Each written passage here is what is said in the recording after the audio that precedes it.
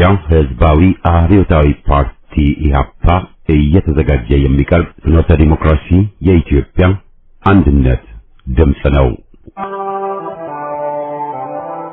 ጤና ይስጥልኝ። እንደምን አመሻችሁ አድማጮቻችን። ዛሬ ሐሙስ ነሐሴ 7 ቀን 2018 ዓ.ም ነው።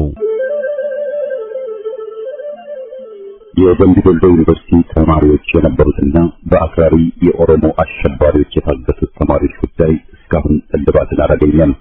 ብዙዎቹ ልጃገረዶች የሆኑት እነዚህ የአማራ ወጣቶች ከታገቱ ሐሙስ ነሐሴ 7 ቀን 2417 ቀናት አለፋቸው። የወጣቶቹ ሰቆቃ ያብቃ እንበል። እስከ መቼ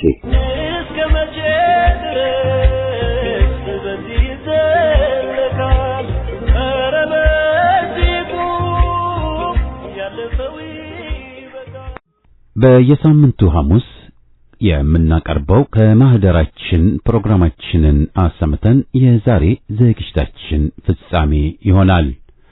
በዛሬ ከማህደራችን ፕሮግራማችን ይባስ ብሎ ደግሞ ትናንት ከመለስ ዜናዊ ጋር ሆነው ሀገር ወዳድ ዜጎችን ያጠፉ ታጋይ ወገኖችን የገደሉ በወያኔ ወንጀል የተካፈሉ ዛሬ ከግለሰብ መለስ ጋር ተጋጨን በሚል ህዝባዊ ሆነናልና መሪያችሁ ነን ሲሉ እልል የሚሉ የፖለቲካ ሀው ያልገባቸውም በርክተዋል። ግለሰቦቹ ህዝባዊ ለመሆን በቅድሚያ ዘረኛውን የወያኔ ፖለቲካና መስመር ጸረ ኢትዮጵያ ብለው ማውገዝና ኢትዮጵያዊ ፖለቲካን በግልጽ መቀበል ይኖርባቸዋል። ደብዛቸው የጠፋ የፖለቲካ ድርጅቶች መሪዎችና አባላት የት ደረሱ ሲባል አናውቅም ማለቱ ፍሬ ቢስ ነው። ወያኔ ስንል መለስ ዜናዊ ብቻ ለመሆኑን እናውቃለንና በወንጀል የተሳተፈ ግለሰብ ከሁሉም በፊት ንስሐ መግባት አለበት። ይህ ባልሆነበት ገዳይን ነጻ አውጪ ብሎ መቀበል ወያኔን ነጻ አውጪ ብለው የተቀበሉ የፈጸሙትን ስህተት መድገም ይሆናል። ሰሞኑን ጽምዶ ገለመሌ ጩኸቱ በርክቷል። ፋኖን መስለው ትግሉን ሊቀለብሱ ህዝብን ሊያወይኑ መንፈራገጥ ብቻ ሳይሆን ስለ ጠላት ወዳጅ ሊያስረዱ የሚጥሩ ሀፍረተ ቢስ የፖለቲካ ደንቆሮዎች ማቀርሸት ጀምረዋል። ይህ ዛሬ ከማህደራችን ፕሮግራማችን የምናቀርበው የሐማቱማ ጽሑፍ እርቃናቸውን ያስቀራቸዋል። ቢያዳምጡት ይማሩበታል። ርዕሱ ሐሁ ፖለቲካ ትላንትን ረስቶ ነገን ፍለጋ ከ17 ዓመታት በፊት በፍኖተ ዴሞክራሲ የቀረበ ትንተና ነው። በቅድሚያ ዜና። የአማራ ፋኖ ብሔራዊ ንቅናቄ የሸዋ ጠቅላይ ግዛት እዝ ከወቅታዊ ጉዳይ ጋር በተያያዘ መግለጫ ሰጠ። በነጻ ወጣቶች ላይ የሚፈጸመውን የግፍ ግድያ፣ ወታደራዊ ግዳጅ አፈሳና የአዲስ አበባን የፖለቲካ ሴራ አስመልክቶ ከአፋብን ነው መግለጫ የተሰጠው። የአማራ ሕዝብ የተደቀነበትን የሕልውና አደጋ ለመመከትና ተፈጥሯዊ ወይም ሰብአዊ መብቱን ለማስከበር የሚያደርገው ፍትሐዊ ትግል በከፍተኛ ሕዝባዊ ድጋፍነት ወደፊት እየገሰገሰ ይገኛል ይላል በመግለጫው። የሥርዓቱ አስፈጻሚዎች ትግሉን ማቆም ሲሳናቸው በንጹሃን ወላጆችና ወጣቶች ላይ የሚያደርሱትን የግፍ እርምጃና የሽብር ተግባር አጠናክረው ቀጥለውበታል። በመሆኑም የአፋብን ሸዋ ጠቅላይ ግዛት እዝ ወቅታዊና አስቸኳይ ፖለቲካና ወታደራዊ ሁኔታዎችን አስመልክቶ የአቋም መግለጫ አውጥቷል። አንደኛ፣ በንጹሃን ወጣቶች ላይ በአገዛዙ ብልጽግና የተፈጸመውን አሰቃቂ የእብሪት ግድያ ወይም መረሸንን በተመለከተ በጉራጌ ዞን አብሸጌ ወረዳ ከተሳፈሩት የህዝብ ማጓጓዣ መኪና ላይ ፋኖ ናችሁ በሚል ምት እና ውንጀላ ተገደው እንዲወርዱ ከተደረጉ በኋላ በማንነታቸው ብቻ በአሰቃቂ ሁኔታ በአደባባይ በህዝብ ፊት ተረሽነዋል። ፋኖነት የአማራ ሕዝብ የታሪካዊ እሴቱ የጀግንነቱና የህልውናው መገለጫ እንጂ ንጹሃን ዜጎች ያለ ህግ አሰራር የሚያስገድል ወንጀል ወይም ኮድ አይደለም። በህዝብ ማጓጓዣ ላይ የሚጓዙ ንጹሃን ዜጎችን በማንነታቸው ብቻ ተለይቶ መረሸን የሥርዓቱን አረመኔነትና የሞራል ውድቀት ወይም መፍረስን የሚያሳይ ግልጽ የጦር ወንጀል ነው። በሁለተኛ ደረጃ የግዳጅ ወታደራዊ አፈሳና የከተሞች ወታደራዊ ከበባን አስመልክቶ ሲሆን በአሁኑ ወቅት በሸዋ ጠቅላይ ግዛት ሁሉም ከተሞች ማለትም በአዲስ አበባ፣ በናዝሬት፣ በደብረ ዘይት፣ ደብረ ብርሃንን ጨምሮ በሁሉም አውራጃዎች ስር ባሉ ወረዳዎች ይህ አረመኔ ስርዓት ሰፊ ወታደራዊ የግዳጅ አፈሳ ጀምሯል። ወጣቶችን ከመንገድ ከስራ ቦታና ከሙያ መስካቸው እያፈሰ የአማራን ህዝብ እየጨፈጨፈ ያለ ጸረ ህዝብና ጸረ አንድነት የሆነው አገዛዝ በግዳጅ ከተሸናፊነት ለሚያድነው ጉዞ ወጣቶችን ወደ ጦርነት ማገዶ ማድረግና በክተት ማስገባት ላይ እንደሆነ ታውቋል። ይህ ህገወጥ አፈሳሽ ስርዓትን ውድቀት የሚያፋጥን እንጂ ህዝባዊ ትግሉን የሚያስቆም አይደለም ነው የተባለው። በመሆኑም በከተሞች የምትገኙ የአማራ ወጣቶች ለገዢው ቡድን የመሳሪያ መኖሪያ ከመሆን ይልቅ የህዝባችንን ህልውና ለማስከበር በግንባር ቀደምነት የታገለ የሚገኘውን የአፋብን አደረጃጀትን በመቀላቀል ሰፊ ትግል እንድታደርጉም ጥሪ አስተላልፈዋል። የአዲስ አበባ ህልውናና የፖለቲካ ደባ የአማራ ህዝብ ወደ ዋና ከተማ አዲስ አበባ አትገባም ሲል የቆየው የገዢው ቡድን የፖለቲካ መዋቅር ዛሬም በአዲስ ማጮሪያ የከተማዋን ነዋሪዎችና ተወላጆች ከመንግስታዊ እና ኢኮኖሚያዊ መዋቅር በማግለል ላይ ይገኛል። ከተማዋን ሙሉ በሙሉ ለማዋጥና የስነ ህዝብ ስብጥርን ለመቀየር የሚደረገው የተቀናጀ ሴራ መብታቸውን የሚጠይቁና የሚሟገቱ ሰዎችን በማሰር በማስገደድ እና በማስፈራራት አደገኛ ደባውን እያከናወነ ይገኛል። ይህ የሀገርን ጥቅም ለመሸጥና ለመቀራመት የሚደረግ እቅድ የመላ ኢትዮጵያውያን ስጋት መሆኑን ታውቋል። ለአማራ ወጣቶች የግፍ ሰለባ ከመሆንና በግዳጅ አፈሳ ወደማታምኑበት እቅድ ከመነዳት ይልቅ ህልውናቸውንና ህዝባቸውን ክብር ለማስከበር የፋኖን ትግል ተቀላቀሉ የሚል ጥሪም ቀርቧል። ለአዲስ አበባ ነዋሪዎችና መላው ኢትዮጵያውያን በከተማችሁና በሀገራችሁ ላይ እየተፈጸመ ያለውን ፖለቲካዊና ኢኮኖሚያዊ ተጽዕኖ በጋራ እንድትታገሉ የፋኖ ህዝባዊ የህልውና ትግል በገንዘብ በሐሳብና በጽንሰ እንድትደግፉ በጽናት እንድትቀጥሉ ጥሪያችንን አስተላልፋለን ብለዋል። ለስርዓቱ የጸጥታ መዋቅር የደህንነት አባላት ህዝብን ጨፍጫፊ እና ሀገር አፍራሽ ሲሆነው አገዛዝ መሳሪያ ከመሆን ተቆጥባችሁ ወደ ህዝባችሁ ጎን እንድትቆሙ የመጨረሻ ማስጠንቀቂያ እንሰጣለን ብለዋል። የጸረ አማራው ብልጽግና አገዛዝ ሰራዊት ያለ ውጊያ መበተኑን ተገለጸ። የአማራ ህዝብ ከዘር ማጥፋት ለመታደግ ዋስ ይሆን ዘንድ ድርጅት መስርቶ በአራቱም አቅጣጫ እየተዋደቀ የሚገኘው አፋብን የጥላት ኃይልን በመቀበል ወደ ፋኖ እንዲቀላቀሉ እያደረገ ይገኛል። በዚህም የአፋብን ሸዋ ጠቅላይ ግዛት በጥቂት ቀናቶች በርካታ የስርዓቱ ጠባቂ ኃይሎች ከድተው እንዲቀላቀሉ ማድረግ ተችሏል። አንደኛው ሀብታሙ ብርሃኑ የሻለቃ መሪ አጃቢ ሲሆን ሁለተኛው በለጠ አዳነ ዲሽቃ ተኳሽ፣ 2 ጥርጥር ክላሽ፣ 230 ተተኳሽ፣ 2 ቦምብ፣ 2 ትጥቅ ገቢ ተደርገዋል። ከ112ኛ አየር ወለድ ክፍለ ጦር ወደ አጼ ሚኒሊክ ክፍለ ጦር ምክትል 10 አለቃ ስመኝ ሙላቱ መሰናክል አስወጋጅ፣ ምክትል 10 አለቃ ኤልያስ ዳምጤ 2 ጥቁር ክላሽ፣ 2 የደረት ትጥቅ፣ 2 ቦምብና 180 ተተኳሽ ገቢ ተደርገዋል። ከ605ኛ ኮር ኮማንዶ ክፍለ ጦር ወደ ራስ አበበ አረጋይ ክፍለ ጦር 5 የክንዱ ቸሩ ስናይፐር ተኳሽ፣ ይሳቅ ፍቃዱ ዲሽቃ ተኳሽና 3 ኤፍ1 ቦምብ፣ 1 ሳንጃ ጩቤ ገቢ ተደርገዋል። 2 ጥርጥር ክላሽ፣ 4 ቦምብ፣ 2 ጥጥቅ፣ 444 ተኳሽ ደግሞ ከ101ኛ አየር ወለድ ክፍለ ጦር 5ኛ ሻለቃ ወደ አጼ ዳዊት ክፍለ ጦር ገቢ መድረጉ ታውቋል። ከ112ኛ አየር ወለድ ደግሞ 2 ለደህንነታቸው ስማቸው ያልተጠቀሱ አካላት 2 ክላሽ፣ 2 ጥጥቅ፣ 2 ቦምብ፣ 175 ተኳሽ ገቢ ተደርገዋል። በጠቅላላው 10 የሰራዊት አባል 8 ጥጥቅ፣ 14 ቦምብ፣ 1025 ተኳሽ፣ 8 ክላሽኮቭ የአፋብን ሸዋ ጠቅላይ ግዛት አሳምነው አምደ ጽዮን ኮር ገቢ ማድረግ መቻሉን የኮሩ ሚዲያና ኮሙኒኬሽን ለፍኖተ አቅርቧል።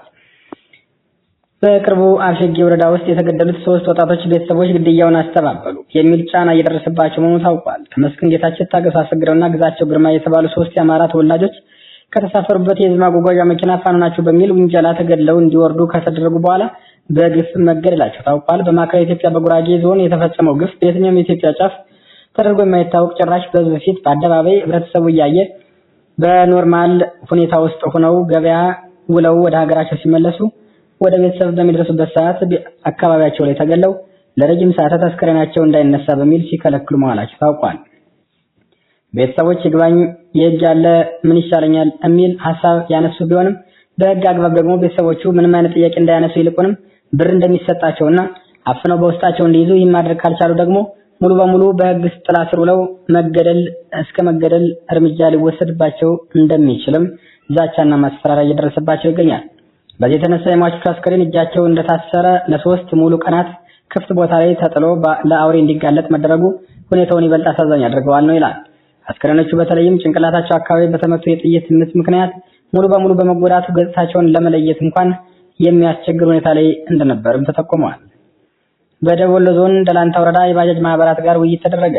የአፋብን ህዝባዊ ውይይቶችን ያደረገ ሲሆን በዚህም በዛሬው ዕለት ከደላንታ ወረዳ ወገል ጤና ከተማ ከሚገኙ የባጃጅ ማህበራት ጋር የሚኒልክ ዕዝ አመራሮች በተገኙበት ውይይት ተደርጓል። በዚህ ውይይት አሁናዊ የአማራ ትግል ምን ይመስላል በሚልና በሌሎች አጀንዳዎች ውይይት የተደረገ ሲሆን ማህበሩም ለተሰጣቸው ግልጽ ማብራሪያ አመስግነው ከፍተኛ የሆነ ድጋፍ እንዳላቸውና ወደፊትም የባጃጅ ሹፌሮችና አሽከርካሪዎች እንዲሁም የማህበራት ስራ አስኪያጆችና የበላይ ጠባቂዎችም ሙሉ በሙሉ ከፋኖ ጎን እንዳሉና ውስጥ ለውስጥ የራሳቸውን ትግል እያደረጉ እንደሆነም ለመናገር ችለዋል።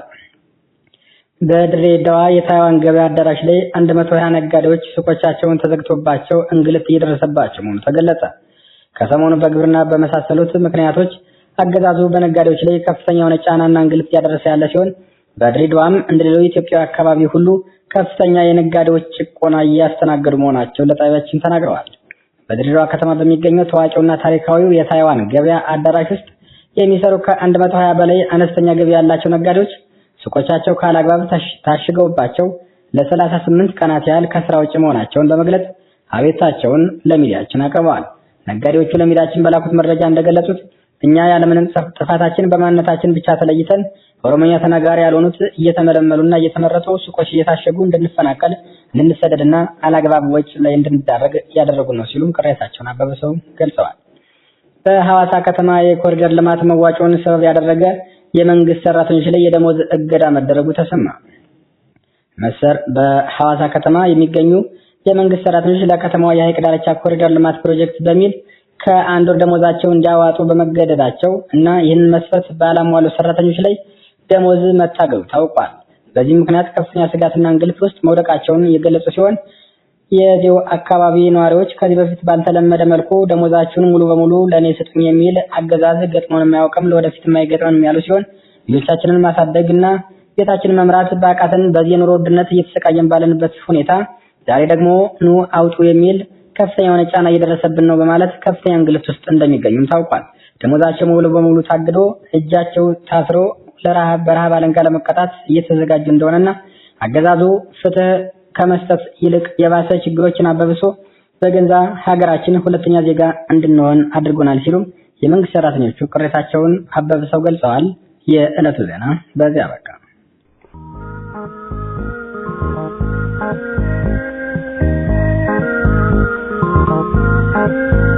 ከማህደራችን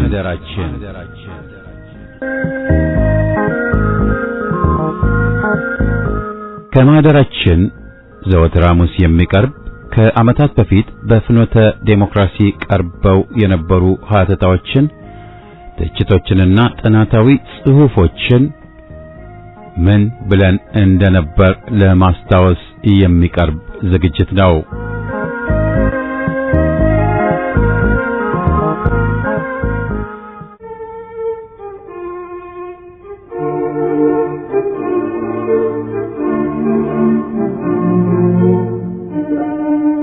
አሁ ፖለቲካ ትላንትን ረስቶ ነገን ፍለጋ በሃማ ቱማ። አለመታደል ሆነና ሐቅ ያንቅነውና ነጋ ጠባ ሐቁ ሲነገር የሚያማቸውና አልፎም አንቆ የሚያስጓራቸው ጥቂቶች አይደሉም። ሂስና ወቀሳ ስድብ እየመሰላቸው ለምን ተደፈርን?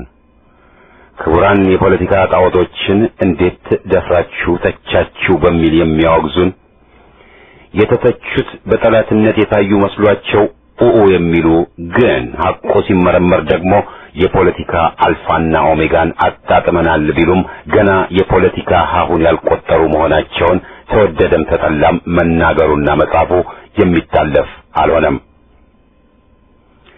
በበኩላችን ትግል ብለን ስንጀምር ጣዖትን ማንኮታኮቱ ግዳጅ ነው ብለን የተነሳን በመሆናችን ጫጫታው እምብዛም አላወከንም። ብሬኑ ቢንጫጫ መድፋቸው ቢያጓራ ለምን ይደክማሉ እኔ እንደው አልፈራ ያለውን አርበኛ እናስታውሳለን። እንዲያውም ወያኔ ከተቃዋሚው የበላይ መስሎ ለመታየትና በስልጣንም ለመቀጠል የቻለው ከሞላ ጎደል የፖለቲካውን መድረክ በቁጥጥር ለማስገባት በመቻሉና የፖለቲካውን ትኩረትን በተመለከተም ቃኝ እኔ ነኝ ብሎ መሰየም በመቻሉ ነው። ወያኔ ይህን ለማድረግ በቅድሚያ የራሱን ግብ ጠንቅቆ ከማወቁ ሌላ ጠላት ያለውን ሕዝብና ድርጅቶችንም በተመለከተ ምን ማድረግ እንዳለበት በመረዳቱ ነው። የኢትዮጵያን ሕዝብ በአብዛኛው ጠላት ብሎ በመፈረጁ ገና ከደደቢት ጀምሮ የተነሰሰው ፖለቲካ ከፋፍለህ አዳቅም ግዛ ነውና ለስልጣን ሲበቃ የክልልና የአንቀጽ 39 ፖለቲካን አሰፈነ። ለሆዳቸው እና ለስልጣን ፍርፋሪ የሚያድሩትንም አውቆ በዚሁ መልክ ገዛቸው። አንድ አዛውንት ፕሮፌሰር እነመለስን ልጆቼ ብለው በሎንዶን ስብሰባ ድጋፍ መስጠታቸውንም የምንረሳው አይደለም።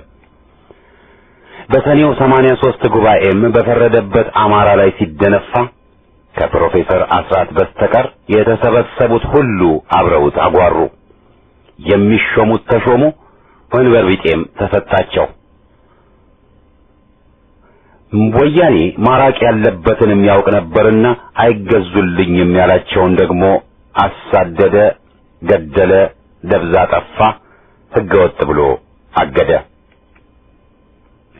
በጫት ቃሚነት ቢታማም መለስ ዜናዊ ሕዝብ ይወደኛል በሚል አጉል ቅዠት ለደቂቃም ቢሆን ባለመሸነፉ ሕዝብን መግዛት በፍጅት በሚል አፈናውንም አላልቶት አያውቅም።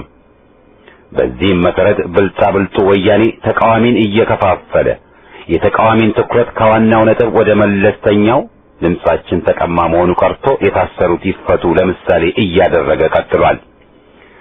ለምሳሌ ወያኔን በትጥቅ ገና ከመጀመሪያው መፋለም ሲገባ የሰላም ትግል ወይስ የብረት ትግል የሚል አጓጉል ክርክር ከፍቶና አስከፍቶ ዱላ ታንሱ መላ ይሻላል ባዮችን ኮልኩሎ ሲያደናግር ሲከፋፍልና ሲያደናቀፍ ቆይቷል። ዛሬም ዋናው የትግል መፈክር ወያኔን ከስልጣን በአስቸኳይ ውረድ መሆኑ ቀርቶ በይስሙላ የምርጫ ጋጋታ መጠመድን ያውም ወያኔ ይሸነፋል በሚል ቅዠት አምኖ መሳተፍን አስፍኗል። በየታሪክ ማጣፊያ ላይም ቁም ነገሩ አልጫ የሆነ ትናንትን እየረሳን ነገን መቀማት ዕጣ ክፍላችን ሆኖ ተሰቃይተናል። የ66ቱ የ83ቱ ይቅርና የ1997 ተዘንግቶ እነሆ በ2002 ዓመተ ምህረት ስህተትን ለመድገም የተነሱትን መታዘብ ግድ ሆኗል። በየጊዜው ተቃዋሚ ኃይሎችን የምንተቸው ወያኔ በራሱ ድክመት እየተሸረሸረ ባለበት ከውድቀት የሚድነው በራሱ ጥንካሬ ሳይሆን በተቃዋሚዎች ድክመት መሆኑ ተደጋግሞ የተነገረና ትክክልም ግምገማ በመሆኑ ነው። ጠጣሩ እንዲላላ የላላውን ወጥር ነውና መሰረታዊው ምክር ተቃዋሚ ኃይሎች ድክመታቸውን አስወግደው እንዲጠናከሩ መተቸታቸው ተገቢ ነው። ድክመት ስንልም በቀቢጸ ተስፋ ተይዘውና ጨለምተኛነትን ጌታ አድርገው ትግሉ ገና ሳይፋፋም የደከሙት እንደሚሉት ሁሉም ከንቱ ነው ለማለት ሳይሆን የድርጅቶችን ጥንካሬና የማይካድ አስተዋጽኦ በግምት ይዘን ግን እየጎዳ ያለውን ድክመት በመጥቀስ መወገድ አለበት የሚለውን መልእክት ለማስተላለፍ ነው።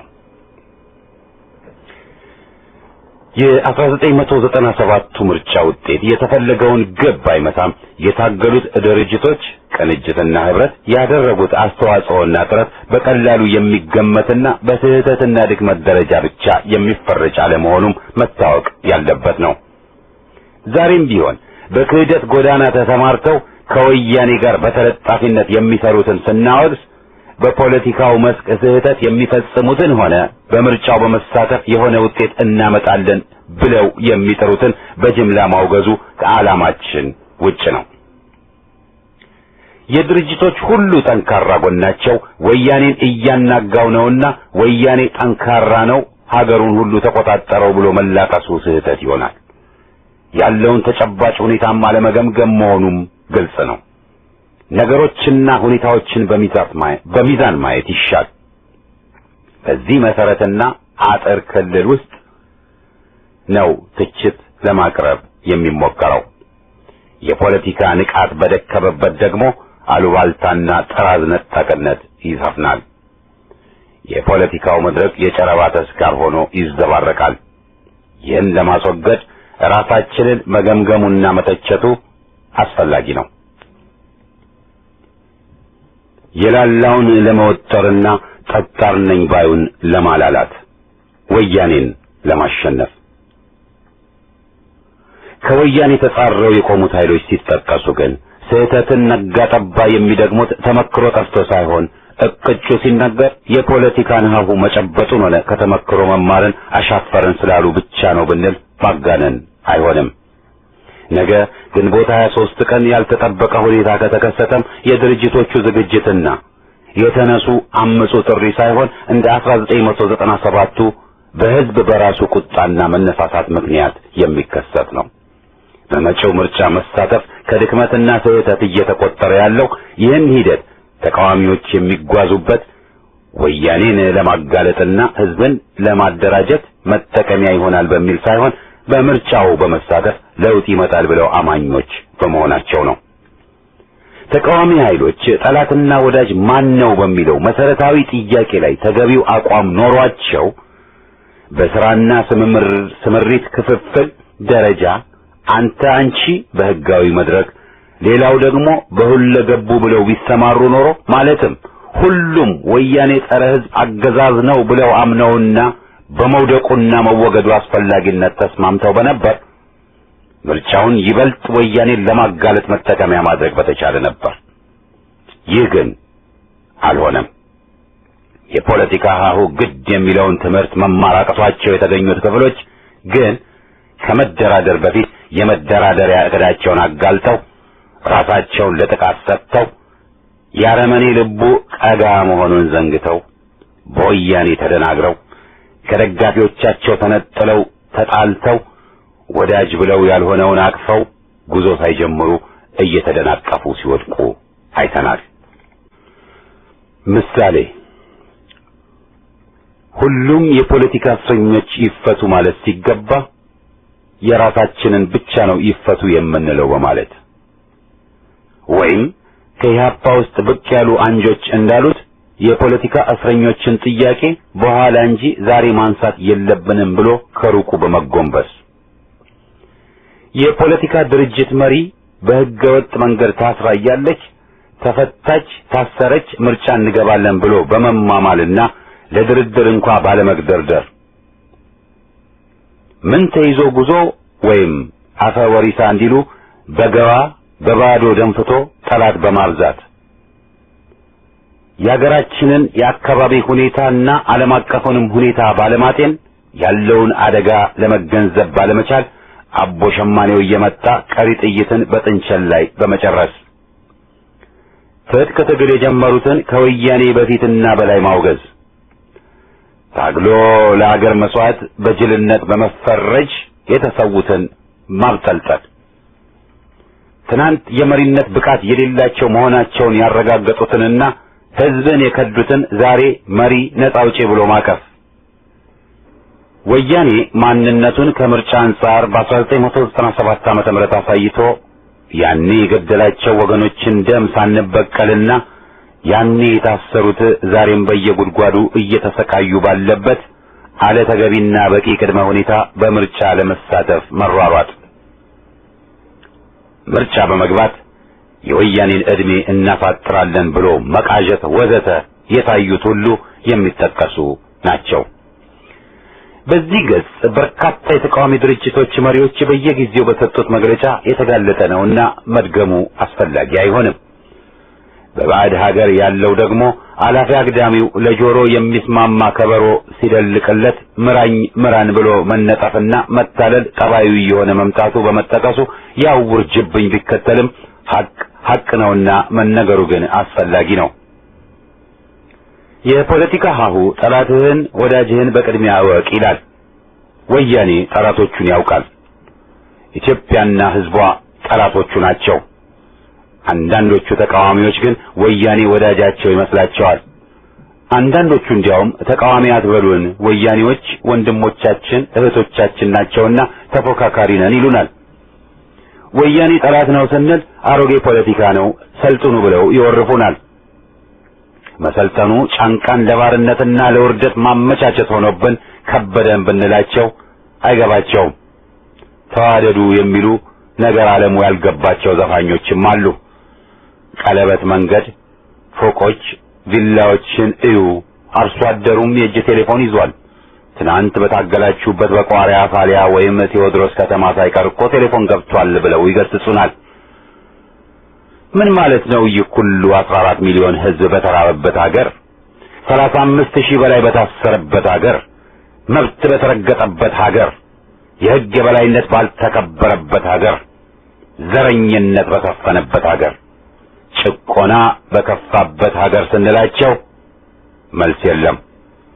ለነሱ ለጥቂቶች አምሯልና ለኛ ማስቀየሙ አይረዳቸውም። ህሊና ደግሞ ከተሰናበተ ጊዜ አልፏልና የብዙሃኑ እንባና ሰቆቃ በሆድና ጥቅም ታፍኗል። ነጋ ጠባ ኢኮኖሚው አደገ ተመነደገ የሚሉን የሁሉ ሚሊዮን ህዝብ እንዴት ለረሃብና ለከፋ ድህነት እንደተጋለጠ አይናገሩም። ሆድና ዘረኝነት ከትቢያና ውርደት ጥሏቸዋል። የፖለቲካ ሀሁ ከተማርን ግን በቅድሚያ ተጨባጩን ሁኔታም ጠላትንም ማወቅ ወሳኝ ይሆናል። ማወቅ ማለት ደግሞ ይዘቱን፣ ጠባዩን፣ ድክመት ጥንካሬውን ማለት ነው። በሌጣ ትንተና ማብቃት አንገደድም። ወያኔ ከተመሰረተ ጀምሮ ስለዚህ ከይሲ ቡድን የተባለውን አልሰማንም ብንል እንኳን፣ ስልጣን ከያዘ ወዲህ የፈጸመውን ወንጀል ረሳን ብንል እንኳን አደባባይ ኢየሱስን፣ አንዋር መስጊድን፣ ወተር አርባ ጉጉን፣ ጋምቤላን፣ ኦጋዴንን ህዝብ መጨፍጨፉን ወዘተ ማን ፕሮፌሰር አስራትን፣ አሰፋ ማሩን፣ ተስፋዬ ታደሰንና ሌሎችን እንደገደለ ማንም አልነገረንም ብንል እንኳን ትናንት በ1997 ዓመተ ምህረት ስንቱን ንጹህ ዜጋ የጨፈጨፈውን ወያኔ አናውቀውም ማለቱ ሊፈቀድልን አይችልም። ሆዳችን ህሊናና አንጎላችንን አንቆ ካልገደለ በስተቀር። የፖለቲካው መድረክ የተጨናነቀው የፖለቲካን ሀሁ በማያውቁ ግና ራሳቸውን ምሁር፣ ልሂቅ፣ ዶክተር፣ ፕሮፌሰርና መሐንዲስ የሳይንስ አዋቂ በሚሉ ነው። እና ጅሬን ደግሞ ለስለስ ብሎ መናገሩም ክብረ ነክ ከሆነ ውሎ አድሯል። በምሁሮች መቅናት ነው ያሉም አሉ።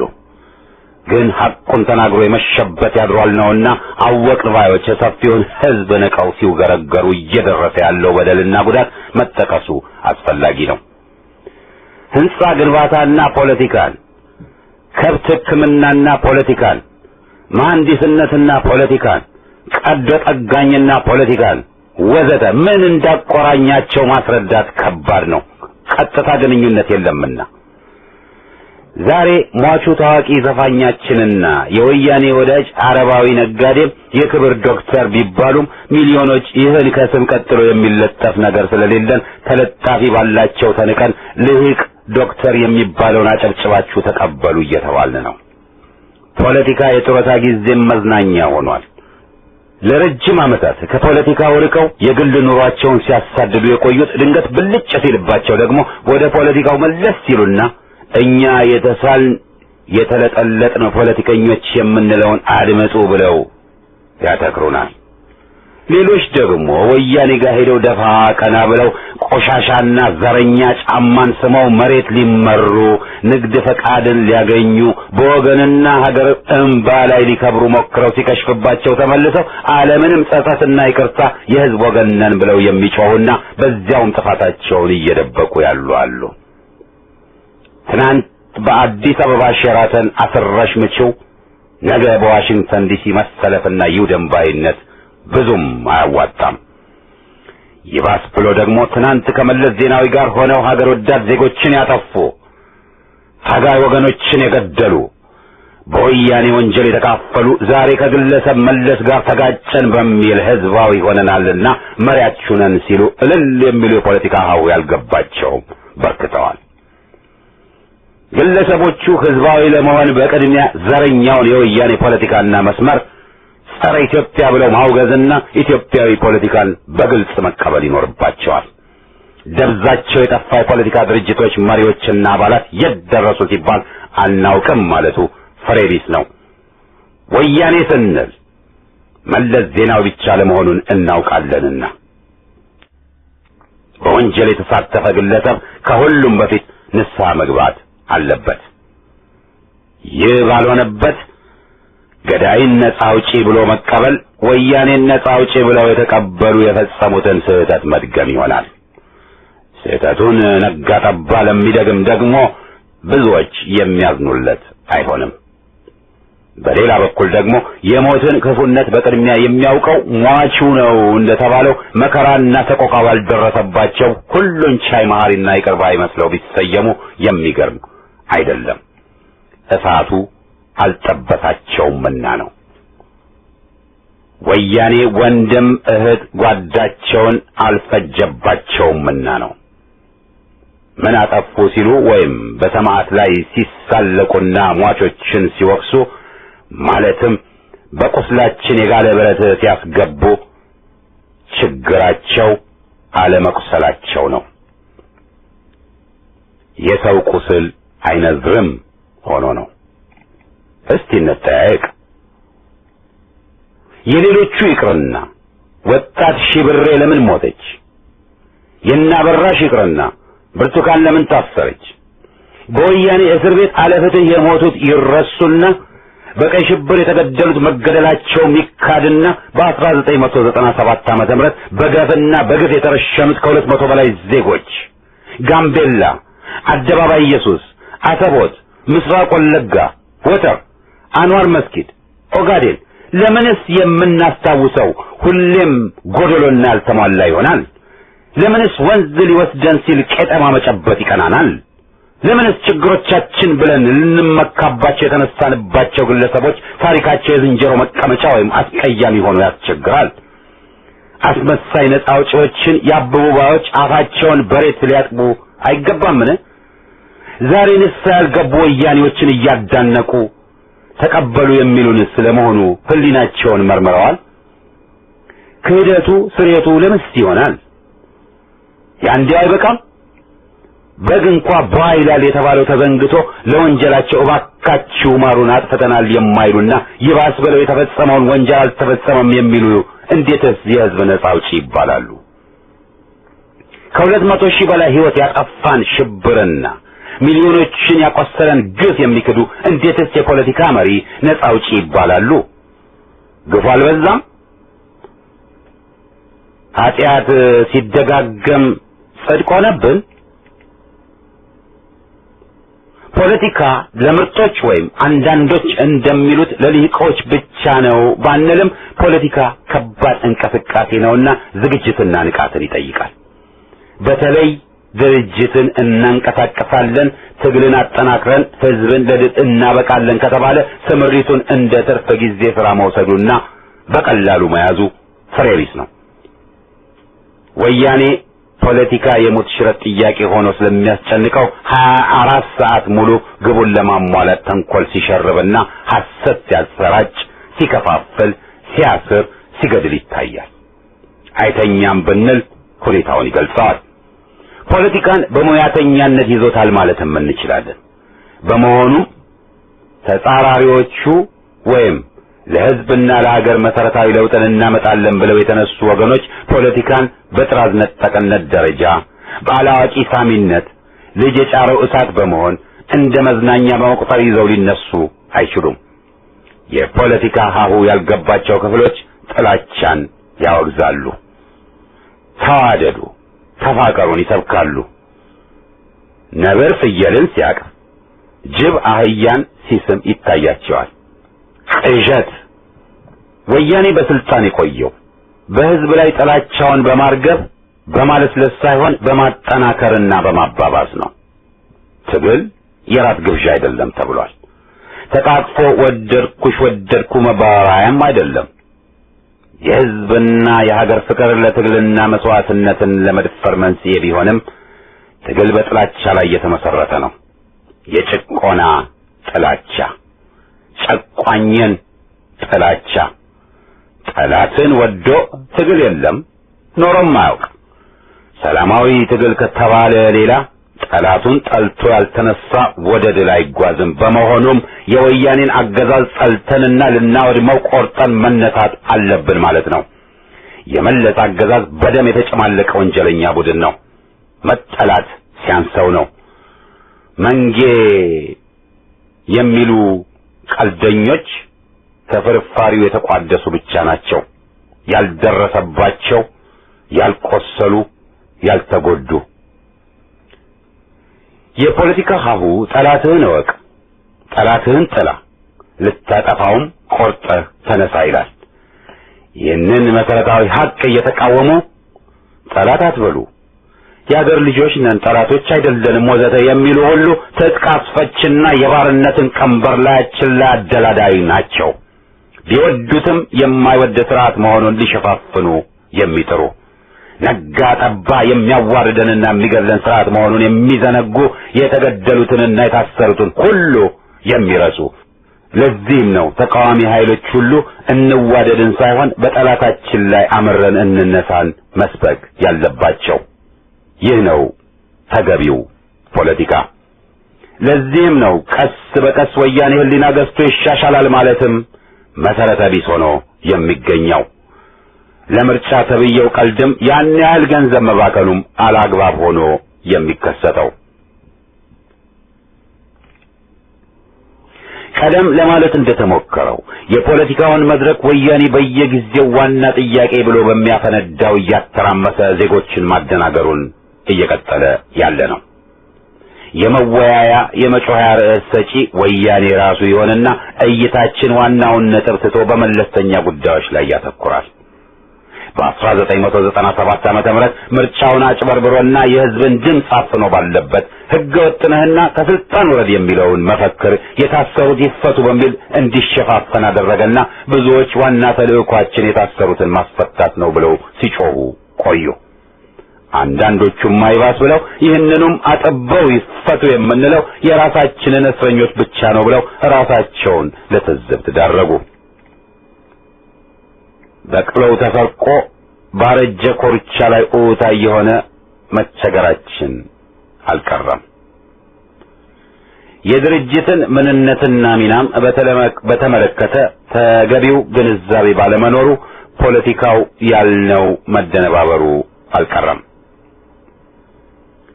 ከአያሌ ዓመታት ውድ ተመክሮ በኋላ አሁንም ብቸኛ መሪ ድርጅት የሚለውን አጓጉል ንግግር እንዳሉ አሉ። በ1997 ተመክሮ እንዳየነው ስብስብ እኔ እንጂ ሌላ ማን አለና ብሎ ሲኩራራና ትብብርንም እምቢ ሲል የደረሰው ጉዳት የሚረሳ ሊሆን አይገባም። ዛሬም አንድን ድርጅት ብቸኛ የህዝብ ድርጅትና መሪ ብሎ ማቅረቡና በዚህም ተወስኖና ተቃኝቶ ሌሎችን ማክቸልቸሉ ጠቀሜታው ለወያኔ መሆኑን ገና ያልተረዱ አሉ። የሀገራችን ዋና ዋና ችግሮች በአንድ ግንባር ቀደም ተብሎ በደጋፊዎቹ በተሰየመ ድርጅት ብቻ የሚወገዱ አለመሆናቸውን መረዳት ያቃታቸዋሉ። ሁሉም ሀገር ወዳድ ድርጅቶች በየፊናቸው ሆነ በትብብር ሊያደርጉት የሚችሉት አስተዋጽኦ መኖሩንም ይክዳሉ። አንዳንዶቹማ መሪና ብቸኛ ድርጅት እገሌ ነውና ሌሎቻችሁ ፈረሱ አሊያም ከሱ ተደባለቁ ብለው ይመክራሉ። የፖለቲካ ሀሁ ገና አልተቀራም። የግንዛቤ ማጠር ችግር ደግሞ ይቀጥልና የአገሪቷ ዋና ዋና ችግሮች ምን መሆናቸውም ራሱ ምስጢር ሊሆን ይከጅለዋል ወይም ለብዙዎች ይሰወራል። አገር ማዳን የሚለው ወቅታዊና ተገቢ መፈክርም ይዘቱ ይምታታና ስፋቱ ይሳትና ወሳኝ አገራችን ችግሮች እንዳይነሱ በእንቅፋትነት ማጠየቂያ ሆኖ ይቀርባል። ተልዕኳችን ሀገር ማዳን ነውና በሴቶች ላይ ስለሚደርሰው በደል፣ ስለ ጎጂ ባህሎች፣ ስለ መብት ረገጣዎች አታንሱ የሚሉ አሉ። ግባችን ሀገር ማዳን ነውና በአንዳንድ ድርጅት ጥላ ስር መሰባሰብ እንጂ ስለ ሴቶች መደራጀት ለምን ይወራል? ለምንስ ድርጅቶች ይኖራሉ? ወዘተ የሚሉ የተሳሳቱ አቋሞች መድረክ ላይ ብቅ ይላሉ። ሴቶች ተደፈሩ፣ መብታቸው ተረገጠ፣ ውህዳን ተሰቃዩ፣ ሰብአዊ መብትም ተገረሰሰ፣ የሕፃናት መብት ተደፈረ ወዘተ ሲባል ይህ ሁሉ ትርፍ ነው፣ ዋናው ሀገር ማዳን ነው ይላሉ። ይህ ፖለቲካዊ ዕውቀት ሳይሆን ያለማወቅ ምልክት ነው። የህብረተሰቡ ልዩ ልዩ ክፍሎች በየራሳቸው መደራጀታቸውና መብታቸውን ለማስከበር መታገላቸው፣ ለምሳሌ ሴቶች እንደ ሴቶች፣ ላባደሮች፣ ወጣቶች ወዘተ ለትግሉ ስኬት ወሳኝ ሚና እንዳለው መሳት አይገባም። የቅንጦት ጥያቄና መፈክሮች መስለው የሚታዩት አይኑ ለተጋረደ ብቻ ነው። ሀገር ማዳን ሲባልም በቅድሚያ ህዝብን ማዳን ማለትም የህዝብን መብትና ሰብዕና ማስከበር ማለት መሆኑን መዘንጋት ስህተት ነው። ሐቀኛ አገር ወዳዶችን ከወያኔ አይነት ብሔረተኞች የሚለየው አንዱ ዋና ጉዳይ ይህ ነው። ህዝብን ማስቀደም ወይስ አዴ ብሔረሰቤ ጎጤ ማለት?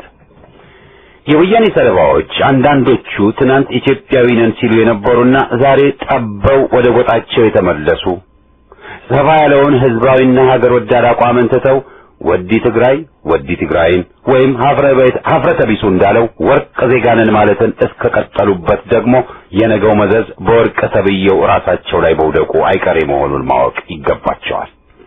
ጆሮ ያለው ይስማ፣ ጨው ለራስህ ብለህ ጣፍጥ፣ ወያኔ የሚወድምና ያስተዛዝበናል፣ ይህ ቀን ያልፈና ወዘተ ማለት ይቻላል። የኢትዮጵያ ህዝብ የናቁትን ሁሉ ጊዜም የማይረሳ ትምህርት ሰጥቶ ለመስደዱ ጣሊያን ወይም ሐራሬ ድረስ መሄድ አይኖርብንም። የኢትዮጵያን ህዝብ ማንነት ግን አወቅን ባይ ዜጎች የዘነጉት ለመሆኑ ደግሞ ጥርጥር የለውም። በአፍአዊ ደረጃ አዋቂው ህዝባችን አጼው ይሉ እንደነበረው የሚወደንና የምንወደው ህዝባችን ቢሉትም ሐቁ ግን አያውቅም፣ አልተማረም፣ ምሁር አልሆነም ብለው ናቅ እንደሚያደርጉት ማመን አለብን። ለዚህ ነው እናውቅልሃለን፣ የሰለጠነ ፖለቲካ ከእኛ ተማር ወዘተ ብለው የሚነዘንዙት። ህዝባዊ ምሁራን በምርጦችና ልሂቅ ተብዬዎች የተተኩ ቢመስለን ሊፈረድብን አይገባም ማለት ነው። ህዝብ የድል ባለቤት ነው። ህዝብ የትግሉ መሰረት ነው። ህዝብ አዋቂ ነው የሚባለውን ከልባቸው የማያምኑ ድርጅቶች ህዝብን ከማደራጀት አንጻር ድክመት ያጠቃቸዋል። የቀድሞ መሪዎች ህዝብ ምን አለ፣ እረኛ ምን አንጎራጎረ ይሉ ነበር ይባላል። ዛሬ ይህ ደብዛው ጠፍቷል። ህዝብን ስማ ጎበዝ እንጂ ምን ትመክራለህ የሚለው ቁጥሩ አንሷል። ከ1997 ምርጫ በኋላ ታስረው የተፈቱት ሲፈቱ ወደ ሞተላቸውና ወደ ጮህላቸው ህዝብ ሄደው አመሰገኑ ወይስ ወዲያውን ወደ አሜሪካና አውሮፓ ተማረ ወደ ተባለው ነጎዱ? ዛሬስ ለምርጫ ተሰለፍን ያሉ የተወሰኑ ድርጅት መሪዎች ሚያዝያ እስኪያበቃ ይህንኑ በባዕድ ነዋሪ ሲቀሰቅሱ ያውም ድምፅ ላይሰጥ አልቆዩም። ይህ በመሆኑም በባዕድ ሀገር ያለው ዜጋም በሀገራችን ፖለቲካ ያለውን ሚናና ቦታ ግምት ስቶ መገኘቱንም መታዘባችን አልቀረም። ህዝብን የመናቁ በተለይም በወደቀው የፊውዳል አጼያዊ ስርዓት ጊዜ ሰፍኖ የነበረውን ይህን ውድቅ ስሜት የማስተጋባቱ አባዜ በመስፈኑ ድርጅቶች ህዝብን አገልግል የሚለውን መመሪያ ዘንግተው ህዝብን ተጠቀምበት የተባሉ ይመስላል። በህዝብ ላይ ይኮፈሳሉ። በመሆኑም እንበልና እንደገና የድርጅቶች ውስጣዊ ይዘት ራሱ ዴሞክራሲን በሩቁ ያለ ይመስላል። ካባ የለበሱና በጣዖትነት ደረጃ የተሰየሙ ተክለሰውነታቸው የሚያደነቁር ግለሰቦች መስፈናቸው ችግር መኖሩን ጠቋሚ ነው። በባህላችን በተለይም በቆየው ደረጃ አንድ አዛዥ አለቃ መፈለጉ የነበረ ቢሆንም በዛሬው ፖለቲካ ደረጃ ድርጅት የጋራ አመራርንና ውስጣዊ ዴሞክራሲን አስቀድሞ መገኘቱ አስፈላጊ ነው። አንድን ወይም ሁለት ግለሰቦችን በሁሉም ከሃዲነት መድቦ መጎንበሱ ከዴሞክራሲያዊ ድርጅቶች የሚጠበቅ አይደለም። ዶክተር ገሌ በሚል ወይም ኮሎኔል ገሌ በሚል ክብራቸው የማይደፈር የማይገሰስ አለቆችን መሰየሙ ህዝብን መናቅና ዴሞክራሲንም መጻረር ነው። የባዕድ ቋንቋ የማይናገረው የፈረንጅ ወይም የሆነ ዲግሪ ተብዬና ዶክተር ወዘተ ቅጽል የሌለው አፈር ገፊው ሰፊውና ብዙ ወገናችን ዛሬም ቢሆን ሀገርን ለማዳን መሰረት ነው። ህዝብን ያልያዘና ያላከበረ እንቅስቃሴ የትም አያደርስም። የፖለቲካ ሀሁ በትግልና ሀገር ማዳን ተጋድሎ ዋናው ተዋናይ ህዝብ እንጂ ጥቂት ምርጥ ነን ባይ ግለሰቦች አለመሆናቸውን ያስረዳል። ሌላው የስልጠነ ፖለቲካ አራማጅ ነን ብለው የሚጮሁ ክፍሎች ልፈፋ የፖለቲካ ሰዎችን እድሜ ይመለከታል።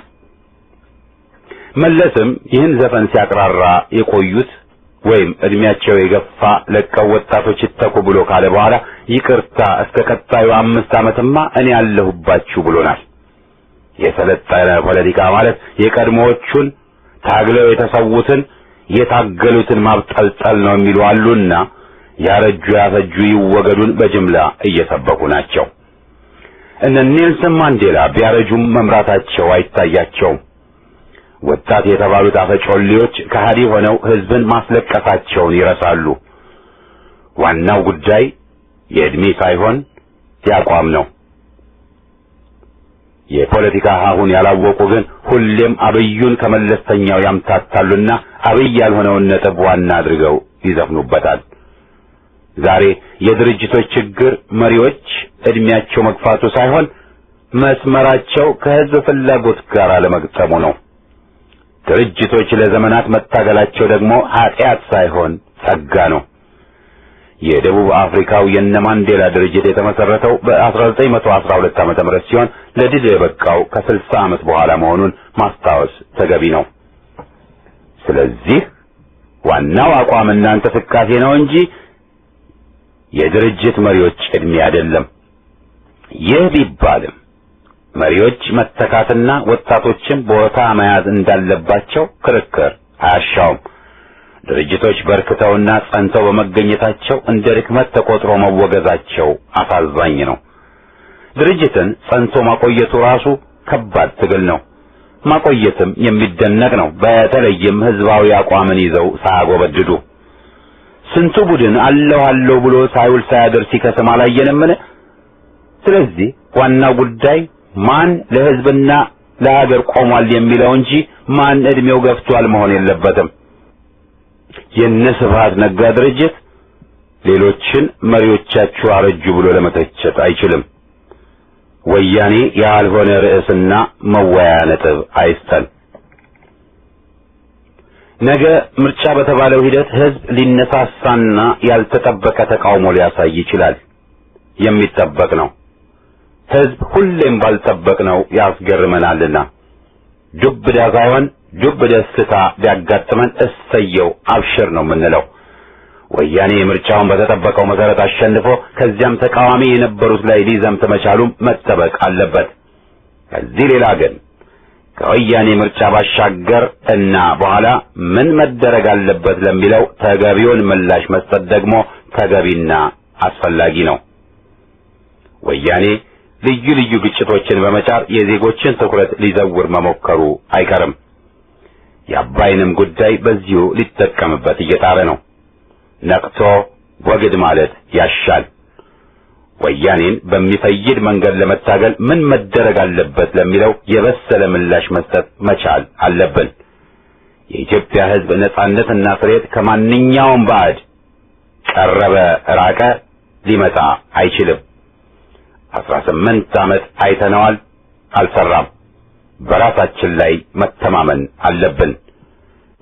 ነገ ለሕዝብ የሚበጅ ጊዜን ከፈለግን ዘንድ ትናንትን መርሳት አንችልም። ታሪኩን የረሳ ስህተቱን ይደግማል ነው። ስለዚህም ያለፈውን ሳንረሳ ዛሬንም ገምግመን ለብሩህ ነገ በሁላችን ጠላት በወያኔ አገዛዝ ላይ በጋራ እንነሳ የሚለው ጥሪ መስተጋባትና ምላሽም ማግኘት አለበትና አለና እንበል።